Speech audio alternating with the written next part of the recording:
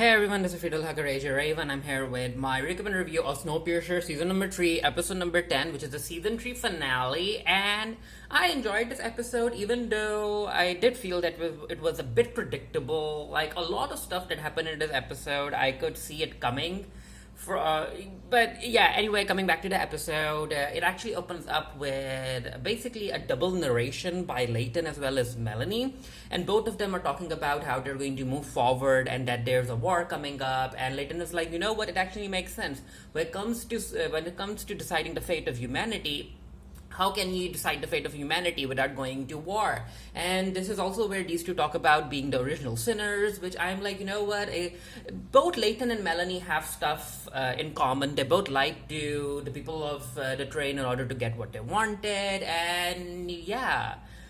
Even though the intentions made sense, but the way they ended up doing all of that, I can see some people having issues with it. But anyway, later on, Melanie like, you know what, it is inevitable. We have to go ahead with the war.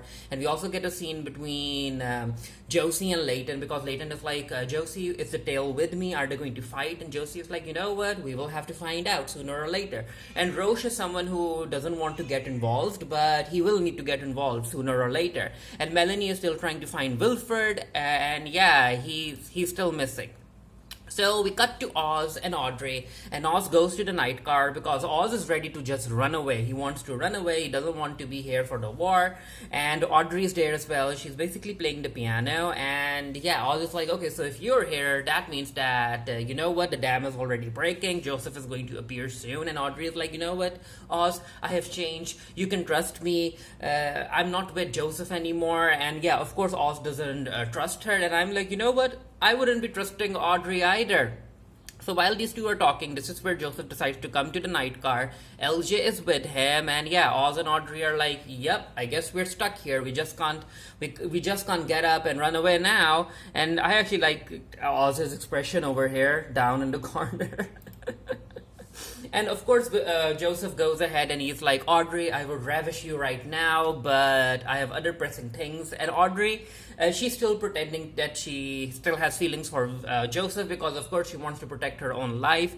And I was actually looking forward to seeing how Joseph would react when he realizes that Audrey has moved on from him. But we didn't get to see a whole lot of that. But yeah, Audrey is stuck. She's stuck in a night car now. And this is where we get the reveal, because in the previous episode we saw Dr. Hedwood working on someone, and it turns out that that particular someone was actually Boki. And Dr. Hedwood was able to rescue Boki from the aquarium explosion, and she was able to experiment on him. And this is the new Boki, basically Icy Boki. And yeah, of course he's strong, and he's gone through that cold-resistant gene therapy. And linking to what Josie has been feeling, he doesn't feel any pain anymore. So yeah, he's basically a living weapon now, and he will be working for Joseph. So we cut to Melanie going to talk to Ruth, and Melanie is like, you know what, Ruth, I need you. I need hospitality support. Let me work with me to serve the people as you served them for all these years. And yeah, Ruth, because she is friends with Melanie, she's like, okay, I'm with you, Melanie, I'm with you. And of course, both of them are worried about Layton and what he's going to do, because they realize that Layton isn't going to back down. All of his supporters and all that. So we cut to the engine of Big Alice, and Bess is there, Zara is there, Layton is there, and trying to figure out how much support Layton has. And Zara is like, you know what, you still have people who support you, even though they realize that you lied to them. However, the people that were on the fence, they are siding with Melanie now. And of course, there are still people out there who support Joseph. So you need to come up with a plan in order to figure out how you're going to move forward from here. And this is where Ben also walks in, and Ben is like, you know what, Harvey isn't picking up my calls. And also, even though Layton lied to other people, the science is still there. The science supports the fact that there is a warm place out there, and we need to go. And Bess is like, I understand that, but we need to let other people realize that too.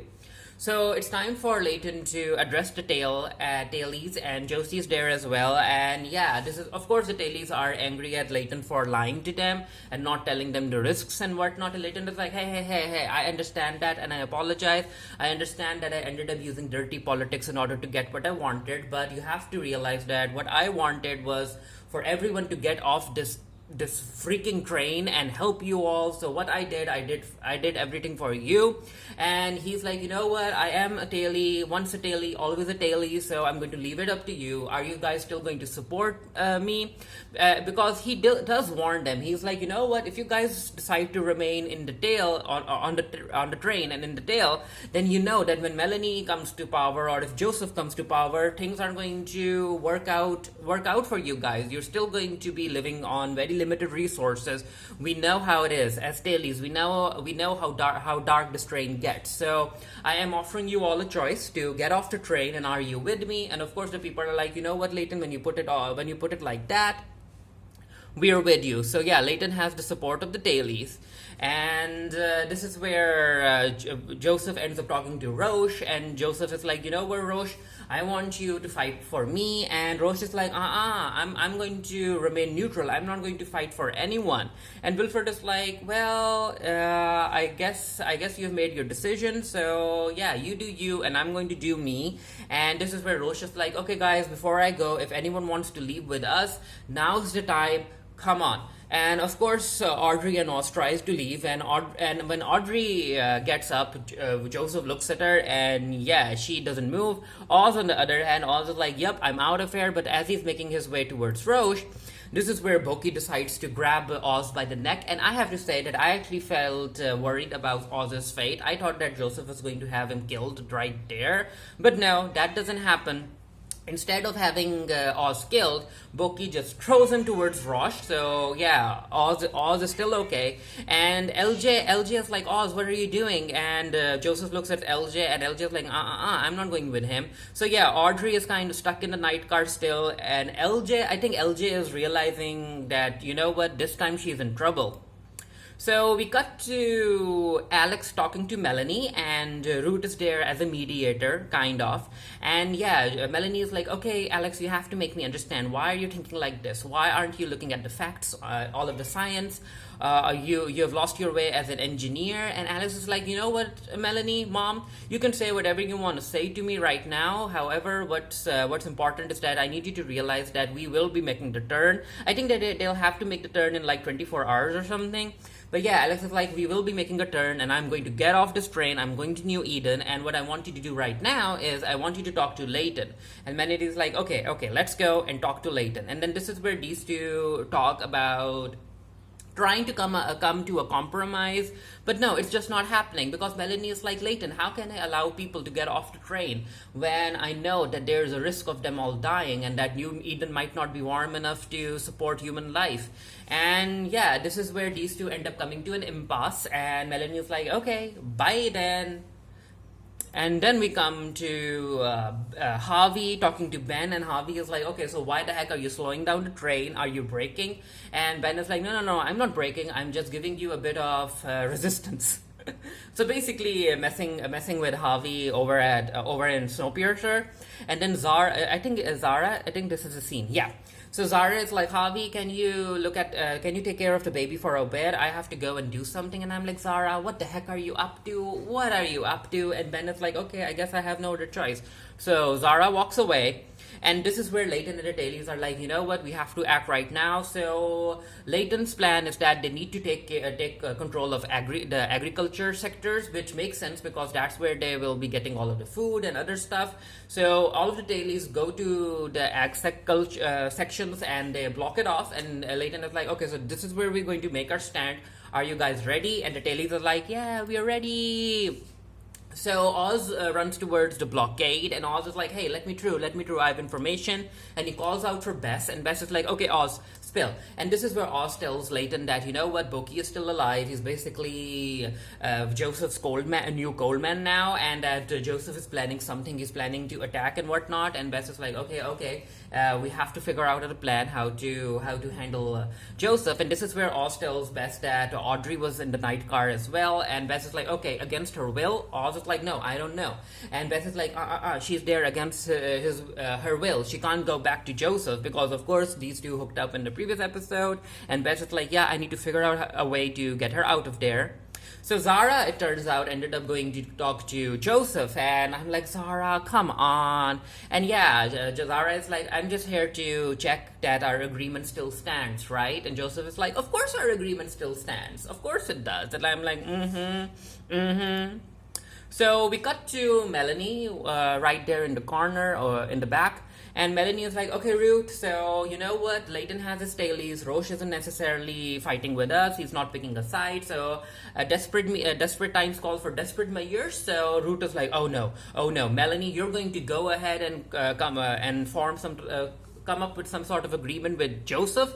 Are you crazy? And Melanie's like, hey, that's the only way that I'll be able to get the forces that I need to stand up against Layton, and I need you to be with me, Ruth. And Ruth is like, I spend way too much time redeeming myself. I'm not going to go back. And Ruth just walks away. So Melanie is basically on her own right now. And of course, because she's on her own, she goes and talks to Joseph. And Joseph is like, oh, Melanie, why are you here? So I guess we'll be teaming up against Layton, huh? And Melanie is like, hey, don't get this wrong. Don't get me wrong, I'm here because I'm looking out for the people of the train, and yeah, however, I am willing to team up with you. However, there are some terms and conditions. And Joseph is like, okay, spill. So this is where Melanie tells Joseph that, you know what, I'll be able to, I am looking for, I'm ready to be with you as a team, work with you as a team. However, my terms and conditions are that you will basically retire. I'm the head engineer, and I need you to basically walk away. You won't have any power in order to make certain decisions and whatnot. And Joseph thinks about it. He thinks about it, and he's like, you know what, Melanie? If you promise me certain comforts, and if you promise me the fact that I'll still be involved in the cold experimentations, I agree to your terms. And Melanie is like, okay, let's do this. And yeah, I'm like, really, Melanie, you're going to trust Wilford? So Ruth decides to go towards the Resistance headquarters, and she's like, anyone in there? And yeah, Lights is in there, and she ended up stealing the brakeman suits. And Ruth is like, oh, I actually thought Layton must have an army in here. Lights is like, no, it's just you, it's just us. And Ruth is like, okay, we can work with that. Also, how are you staying in contact with Layton? And yeah, they are still using those rats. And Ruth is like, I want you to send a message to Layton for me. So Melanie and Joseph end up talking to Roche, and they're like, okay, Roche, Melanie and Joseph are going to work together. So what say you? What are you going to do, Roche? And Roche is like, okay, so I guess I have no other opinion, but so I guess I'll stand with you two. I'll stand with you two and try and delay Layton. And Melanie's like, yep, I don't want any violence. I don't want any bloodsheds. I just want you to delay him. And Roche is like, yep, I can do that. And yeah, Roche takes his brakeman in order to delay Layton. And Layton is like, okay, Roche, you're really doing this, huh? And Roche is like, hey, no need to escalate the situation. There's no need for us to actually fight. There's no need for blood to be spilled. And Layton is like, no, I need you to talk to your brakemen. Are they really ready for this? Because the dailies are ready to die in order for them to get off the train. So make up your mind. And Roche ends up giving Layton he's like, you know what, take a few hours to discuss amongst yourselves, and we'll come back to it in a bit. So Alex decides to go over to Snowpiercer, and Alex is like, okay, Mom, are you happy? And she closes herself in her room, and Melanie is like, oh, come on, Alex. Everything I'm trying to do is for keeping you safe and protected. So Layton ends up getting Ruth's message, and yeah, Layton is like, you know what? The dailies are ready to fight. However, we have made the dailies fight for us way too many times, so there has to be another way. And Josie's like, yeah, Layton, there has to be another way. We have to figure out a way in order to move forward without getting anyone killed. So of course Layton decides to talk to Melanie, and he's like, Melanie, don't get me wrong, this isn't a call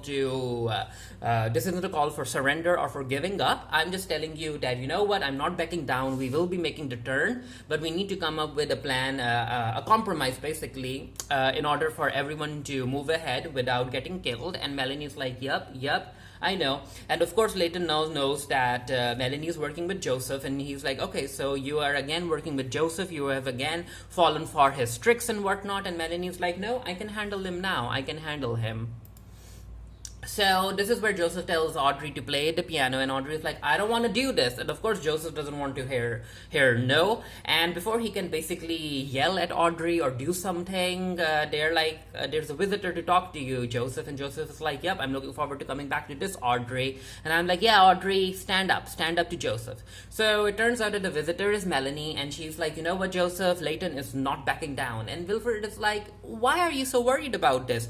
Let them fight, let them kill each other, and in the end we will be the one who will be victorious." And Melanie's like, no, I'm not going to let anyone die, so because use your big brain and come up with a solution to this. And Joseph is like, "Yeah, I have a solution. We're going to use Layton's daughter against her, and we're going to force against him, and we're going to force him to surrender. And are you okay with that, Melanie?" And Melanie is like, "Oh, so yeah, basically using the enemy's children, the old trick from your playbook." And Joseph is like, "Hey, what can I say? It works." And yeah, that particular moment made me laugh. And so yeah, Melanie's like, "Okay, do it. We're going to use Layton's daughter in order to get him to surrender." So Zara comes to meet Joseph with the baby, Liana, and yeah, Joseph is like, "Yeah, we're going to use Liana in order to get Layton to surrender." However, it turns out that Wilfred got played by Melanie and Layton, and Layton comes in and he's like, "Yep, that's not happening." And Melanie closes the door so Boki can't come in to help Joseph. And then Root comes in from behind and she smacks Boki, and I'm like, really? The plan involved having Root be the one to attack Boki? I'm like, really? And of course, Root can't necessarily face Boki head on, so she runs away. So I'm like, okay, Root needs to have a plan here, right? So it turns out that the plan involves lights using one of the hatches from above in order to knock Boki down. And I'm like, okay. I'm just glad that Root didn't get herself hurt. So yeah, Layton is like, "Okay, Joseph, so this is where we're going to tell you what your fate is going to be." And yeah, Melanie opens up the door to the track tracer, and she's like, "I ended up surviving in this thing for 6 months, and there's a whole lot of suspension drugs in there, so bye-bye, Joseph. We're going to exile you from the train." And Joseph is like, "Oh, Layton, you're such a coward. You can't even kill me outright, huh?" So Joseph has no other choice but to sit in the track tracer, and he goes in, and he's like, and yeah, he's ready to use the suspension drugs in order to go into hibernation. And he's like, and before he ends up going to sleep, he's like, "Yep, let's see who the real survivor is now." And I'm like, really, guys? You couldn't just kill Joseph? You still are going to leave him alive out there in such a manner? I'm like, really? So this is where Layton and Melanie end up coming to a compromise, and which was kind of predictable. I think a lot of fans could see this coming, and they're like, "You know what? We're going to put it to a vote. Though we are going to separate the trains again, and those who want to leave for New Eden can board Big Alice, and those who want to stay behind can board Snowpiercer." And they're like, "Yep, you guys have like 6 or 8 hours to make a decision. Say your goodbyes, and yeah, see you at the point where we will be dividing ourselves or separating." So of course we got a lot of goodbyes between characters. Bess is like, "Audrey, you aren't going to come with me." Audrey is like, "No, I'm not going to come with you because I'm going to stay in the night car because I feel that I'll be able to help a lot of people while being here." And yeah, Bess is like, really, you won't be coming with me to New Eden?" And Audrey is like, "No, however, I do want you to stay. You won't be staying even if you loved me, right?" And Bess is like, "Yeah, even if I left you, I won't be staying. I have to go to New Eden." And of course, Bess is an emotional mess. She goes to Roche for emotional support, and Roche hugs her, and Roche is like, "Okay, Bess, you know what? Carly and I are going, so what about you?" Bess is like, "Well, I'm going with you guys." And then we get a goodbye between Ben and Melanie, and yeah, this is where Melanie is like, "You know what, Ben? I need you to stay with me. I need you to stay with me because I need you to help me with all of the science and whatnot." And also this is where she asks Ben how much longer the Snowpiercer can survive, and Ben is like, "Maybe a decade or 2, but I need you with me, Ben." And Ben is like, "Hey, I'm always with you, but I need to be with all of you. Are you ready to give me that?" And Melanie is like, "Yep, I'm ready to give you just that." And then we also have a goodbye between Miles and Layton and Josie. And Miles is like, you know what? Even though I know that you both want me to go with you to New Eden, I have to stay back. I still need to learn a whole lot from Ben and Melanie. But we'll see you guys soon, right? And and Josie and Layton is like, yep, it's your decision. So they hug each other goodbye. And I'm like, you know what? It's good for the writers to actually have see Miles again in the finale, and with season 4 being, I think season 4 has started production. I really hope that we get to see more of Miles. And this is where Layton and Josie, they make a decision about their romantic in the romance department, and they're like, yup, let's hook up, let's be together. And I'm like, okay, these two made a decision, which I wasn't expecting, considering in the previous episode, Josie was like, you know what, I don't have time for this. But yeah, these two kiss, and they are now a couple. LJ and all say goodbye as well. LJ is like, you know what? I don't understand why you're leaving me. Why you're leaving all of this power just to go outside and grow crops and all this. Like, hey, that's the life what I want. So see you, LJ. Bye. And yeah, Melanie and Alex also say goodbye, because of course Alex is going to New Eden, and Melanie's like, I'm going to miss you. Alex is like, hey, I'll miss you. And both of them say that they love each other, and that Melanie is proud of Alex, and yada yada yada. And Ruth decides to say goodbye to Tristan, because Ruth is going to New Eden, and she's like, Tristan, I know that you'll be able to handle the people of Snowpiercer as the head of hospitality, and just make them comfortable, look out for them, and you don't necessarily need a protocol manual for that. And I'm like, yep, Tristan, level up. And yeah, it's time for the trains to separate, and Melanie and Layton basically say goodbye to each other, because both of them are now caring for each other's loved ones, because Melanie needs to keep an eye on Miles, and Layton will need to look after Alex. And as the countdown begins for the trains to separate, this is where Bess looks at Audrey, and she's like, you know what, Layton, I can't do this. I'm so sorry. I can't go with you to New Eden. I have to stay with Audrey. And you know what? I wasn't expecting this. I actually thought that Bess was going to go to New Eden. But no, she runs off to be with Audrey, and yeah, the trains separate, and I'm like, okay. And then we cut to LJ, and she's crying. She's an emotional mess, and she ends up taking her dad's fake eyeball. She puts it in her mouth. She gets bumped by some stranger, and yeah, the eyeball gets stuck in her throat. And I'm like, oh no. So LJ is really going to die. And we actually see LJ trying so hard to breathe, but yeah, she drops to the floor, and I'm not really sure if she's dead. Maybe someone will save her. However, if she's actually dead, in my opinion, that was kind of a waste of a character. I wasn't expecting LJ to go out like that. So we cut to Big Alice, and Harvey's the one who is on Big Alice, which I wasn't expecting. I wasn't expecting Harvey agreeing to go to New Eden, but yeah. So it turns out that the track towards New Eden is actually quite dangerous, and the train is at the risk of falling off from a bridge. However, things work out, and they are able to reach New Eden. And while all of that is happening, we get another musical performance from Audrey. And yeah, this is the scene where the train is at risk of getting off the track and falling off the track. And I'm like, you know what? In a sense, it's a good thing that Big Alice and Snowpiercer separated, because if the train was still attached to Snowpiercer, there was a higher chance of the train actually falling because it was longer. So they end up at New Eden, and this is where they read the temperature readings, and they're like, yep, the temperature is increasing, we can go out. And everyone goes out, and yeah, I was actually surprised to see that a whole like this the New Eden is actually a place where they can actually start rebuilding, because they go out, there's drinkable water out there, and yeah, everyone is happy, everyone comes out, and they aren't necessarily wearing a whole lot of warm clothes, which was surprising, because I thought that, you know what, even if the temperature was high over at New Eden, I wasn't expecting it to be this high, that they won't be wearing a whole lot of cold clothes. But yeah, I guess this is where Layton's community is going to grow. And then we cut to Melanie, and it's 3 months later, and she notices something far far off in the distance, and it's basically a missile or a rocket, and it's being shot at towards the clouds, and it explodes. And I'm like, wait, what's happening here? What's happening? What is this rocket supposed to do? Is it supposed to help increase the temperatures, or is it someone who doesn't want it to get warmer? Is it the same rocket that decided to create the cold climate in the first place? What's happening? Did Joseph do this? I'm not really sure, but yeah, I'm looking forward to seeing what's going to happen in season number 4. I will be doing a written review for the Geeky. The link to that will be the link to my review will be down in the comment section below. As soon as the review is published, let me know what you thought of Snowpiercer season 3, episode number 10, the finale. And yeah, until next time, stay happy, stay safe, stay blessed. See you guys later. Bye.